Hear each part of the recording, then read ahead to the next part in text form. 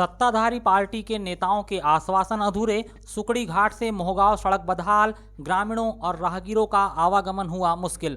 राज्य और केंद्र सरकार का दावा है कि गांव-गांव में सड़कों का मकड़जाल फैल चुका है, जिससे राहगीरों और ग्रामीणों का आवागमन सुलभ हो गया है। मगर इन दावों के बीच एक हकीकत यह भी है कि आज भी कई गांवों को आपस में जोड़ने वाली सड़कों का निर्माण नहीं हो पाया है।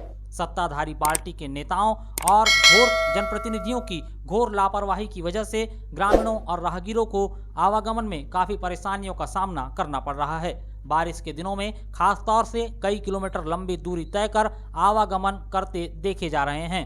ऐसी ही एक सड़क विधानसभा क्षेत्र कटंगी खैरलांजी के अंतर्गत आने वाले ग्राम सुकड़ी घाट से मोहगांव के बीच की है।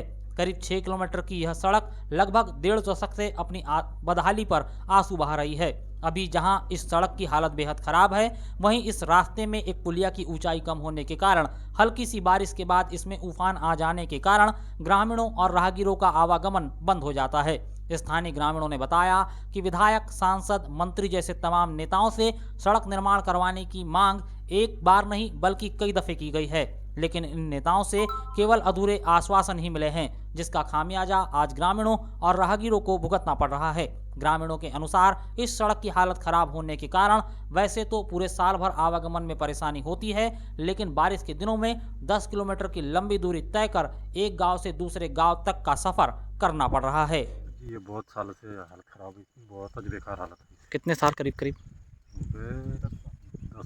साल हो गए खराब है। तो पहले ये सड़क डामर की थी या ऐसी थी? नहीं, मुरुम रोड थी। मुरुम रोड थी। तो कभी आपके नेता इधर आते हैं? यहाँ कहाँ आते थे नेता तो कभी आपने मांग की है इसकी सड़क की? बहुत बार मांग की। क्या बोलते हैं नेता? और बन जाएंगे बोलते हैं बस। किस तरह की परेशानी होती है आपको? आने जाने की बहुत परेशानी होती है ना, जाने सीखते गाड़ी से। कहाँ से कहाँ जोड़ता है मार्ग? ये मोहगांव रोड। ज्ञात हो कि गांव-गांव तक सड़कों का मकड़जाल फैलाने के लिए केंद्र और राज्य सरकार कई तरह की योजनाएं चला रही है। इन्हीं में से प्रधानमंत्री ग्राम सड़क योजना एक ऐसी योजना है जिसके तहत गांव-गांव में सड़कों का निर्माण हुआ है। इस योजना का असली उद्देश्य ही अंतिम छोर के ग्रामीण इलाकों तक सड़कें पहुंचाना है, ताकि वह मुख्य धारा से जुड़ सके। लेकिन खैरलांजी तहसील के ग्राम सुकड़ी घाट और कटंगी तहसील के मोहगांव के बीच सड़क का निर्माण नहीं हो पाया है।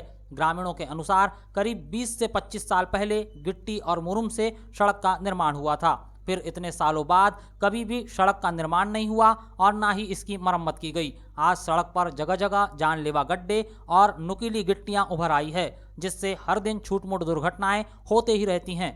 ग्रामीणों की माने तो पंचायत के द्वारा इस सड़क का निर्माण कार्य करवाया जाना संभव नहीं है, इसीलिए नेताओं से गुहार लगाई जाती है, परंतु नेताओं के द्वारा चुनाव के दौरान सड़क निर्माण का जो वादा किया जाता है उसे पूरे 5 साल के कार्यकाल बीतने के बाद भी पूरा नहीं किया जाता। यही वजह है कि सुकड़ी घाट से मोहगांव के बीच की सड़क अब तक शुरू नहीं हो पाई है। सुकड़ी से मोहगांव रोड तक जाती है। मोहगांव तक कितना किलोमीटर का एरिया है ये? कम से कम 3 किलोमीटर। किस तरह की समस्या होती है? यहाँ से तो गाड़ी साइकिल नहीं बराबर जा सकती। क्या ये तो दोस्ते आपके सामने ला रहे हैं अपन। वो देखो ना, बड़े बड़े गड्ढे हैं, बड़ी ट्रैक्टरों से खाई गिर गई है। कोई आने जाने वाले तो इतने वापस ही चले जाते हैं रोड देख के। तो इधर जैसे अभी मुझे बात बताइए, कभी आपके नेता आते हैं? आते हैं, जब भी वोटिंग का टाइम आया तो आते हैं, हाँ वो बन जाएंगी बोलते हैं और चले जाते हैं। हमारे को भी आस रहती कि बन जाएगी रोड, देख काय को रोड बनती है। मध्य प्रदेश पटवारी संघ शाखा कटंगी ने 5 सूत्री मांगों को लेकर एसडीएम कार्यालय में सौंपा ज्ञापन। अपनी बहुप्रतीक्षित मांगों को लेकर सोमवार को मध्य प्रदेश पटवारी संघ शाखा कटंगी ने मुख्यमंत्री शिवराज सिंह चौहान के नाम अनुविभागीय अधिकारी राजस्व कार्यालय कटंगी में राजस्व निरीक्षक को अपनी 5 सूत्री मांगों को लेकर ज्ञापन सौंपा है। वेतनमान सहित अन्य समस्याओं को लेकर पटवारी संघ ने प्रदेश संघ के आह्वान पर ज्ञापन सौंपते हुए सरकार को 6 दिनों का समय देते हुए फैसला लेने की मांग की है। वहीं इस समय पर उचित कार्रवाई नहीं होने पर आगामी सोमवार से काम बंद हड़ताल शुरू करने की चेतावनी दी है। पटवारी संघ का कहना है कि पटवारियों को 1998 में निर्धारित किए गए वेतनमान के अनुसार ही वर्तमान समय में वेतन दिया जा रहा है। इन 25 सालों में कोई वृद्धि नहीं की गई, जबकि पटवारियों से पूरे सेवा काल में कार्य लेने वाले राजस्व विभाग और उसकी पद स्थापना वाले भू अभिलेख विभाग के पदोन्नत जैसे राजस्व निरीक्षक, नायब तहसीलदार, सहायक अधीक्षक भू अभिलेख, तहसीलदार, अधीक्षक भू अभिलेख के वेतनमान में कई बार वृद्धि की जा चुकी है। पटवारियों की मांग है कि उनकी वेतनमान में भी वृद्धि की जाए, अन्यथा सोमवार से काम बंद हड़ताल की जाएगी। तहसील शाखा कटंगी के समस्त पटवारी प्रांतीय आह्वान पर अपने बहुप्रतीक्षित पुरानी मांग 2800 ग्रेड पे को लेकर के आंदोलनरत हो रहे हैं, जिसके लिए हमने आज ज्ञापन दिया है।